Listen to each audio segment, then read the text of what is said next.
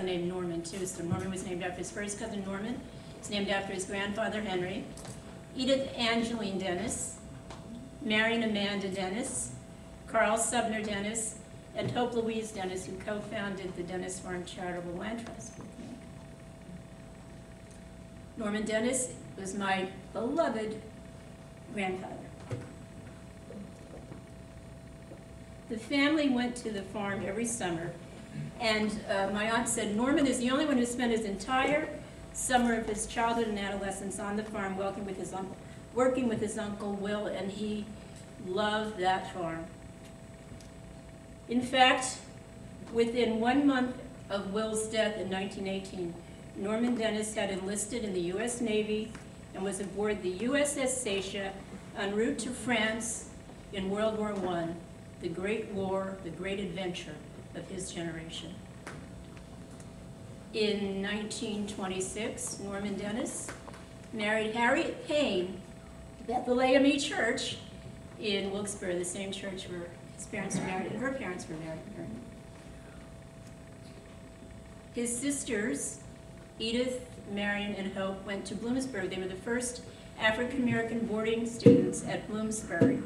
Edith went on to get a degree at the University of Pennsylvania, and Hope went on to get degrees, an undergraduate degree from the University of Michigan, and a master's in psychology from Northwestern.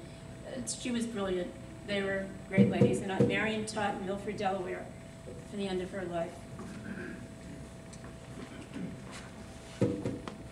The farm was out of the family for a number of years, and Norman is the only one of his siblings to have children. And because there was no one to work the farm for a long time, it was empty. This is the 6th generation. Norman and Harriet Dennis had 2 children. And I don't have their pictures, but they're here tonight. And if they will, I would like them both to stand up. Margaret Dennis Moore Crumley and Edith Dennis Moore Stevens, the 6th.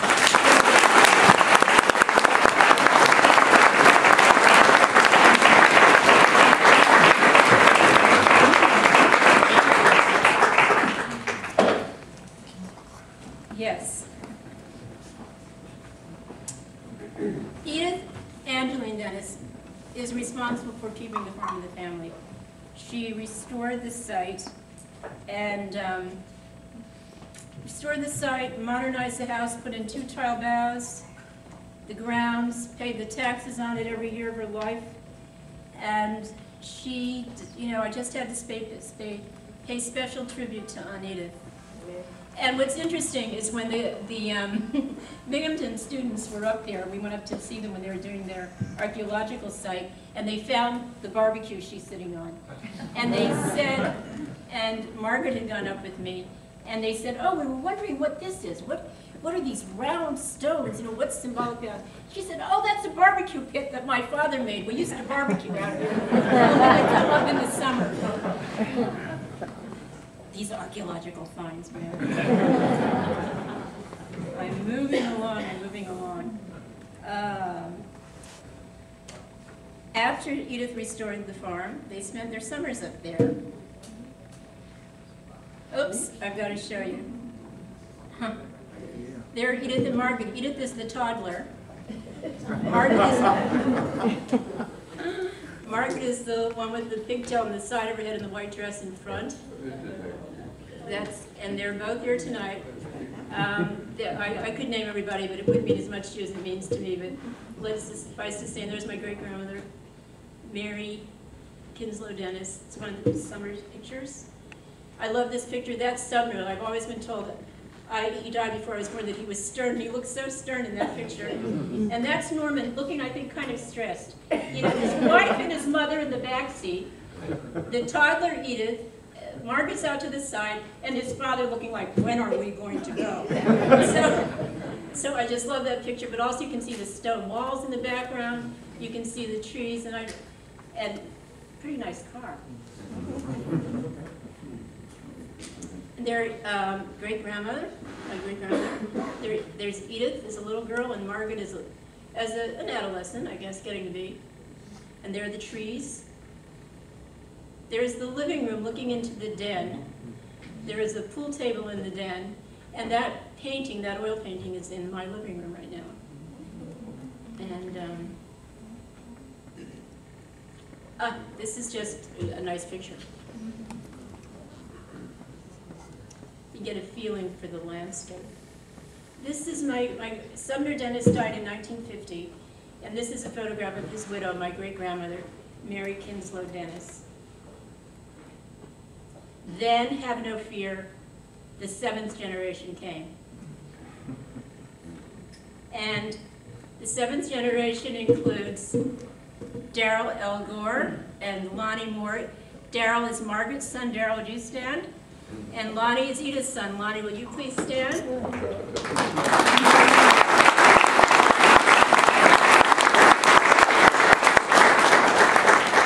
And I am the first child born of the 7th generation. I am also Margaret's child, and my grandparents, my maternal grandparents, reared me from infancy and legally adopted me, and so I end up being the last one with the family name. It all worked out.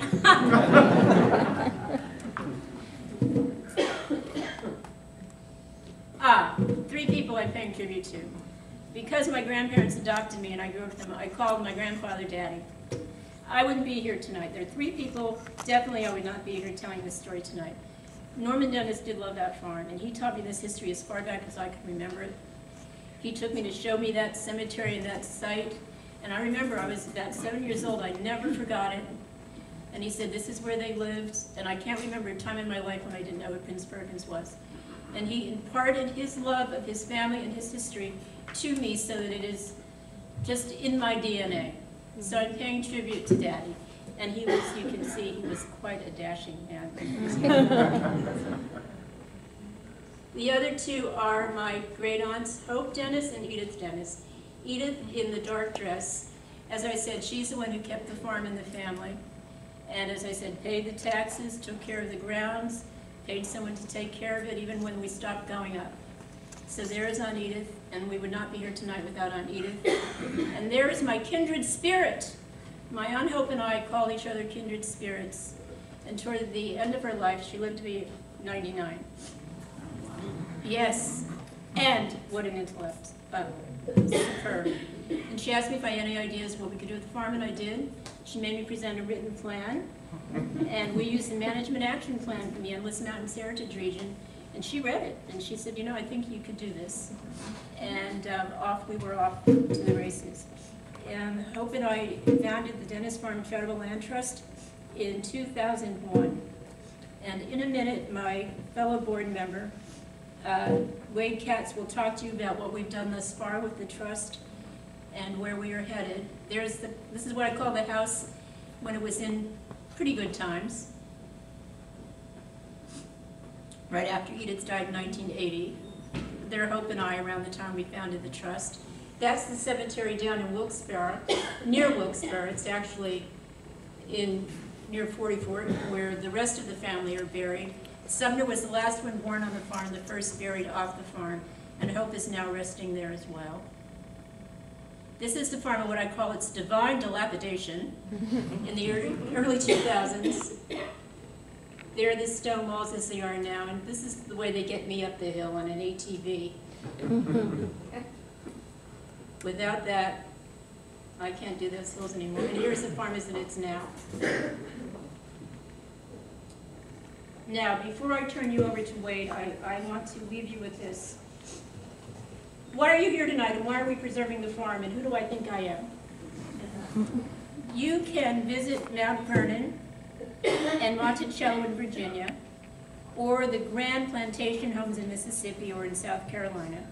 And the guides today will tell you that black slaves built these homes and furnishings and worked the fields.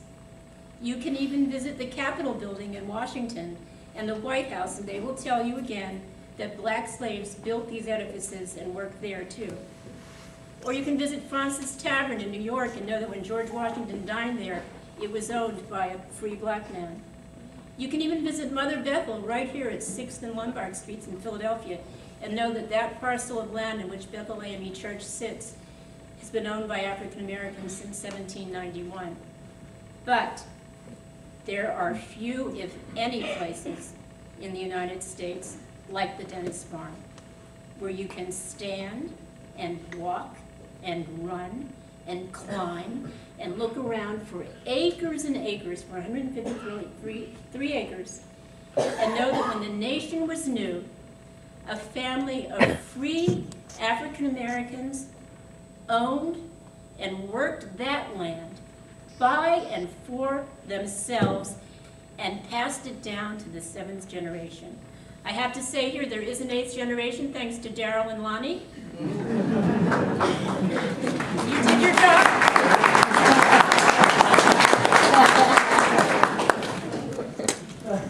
Can't forget the 8th generation.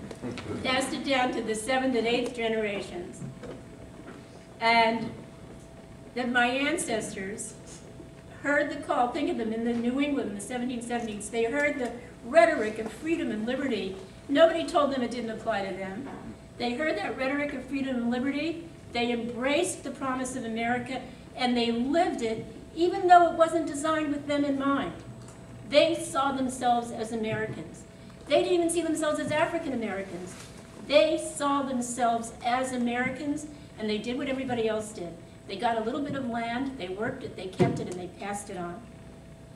What I like to say is that when in the first half of the 19th century, the farm was one of the few places in the United States where freedom was truly ringing.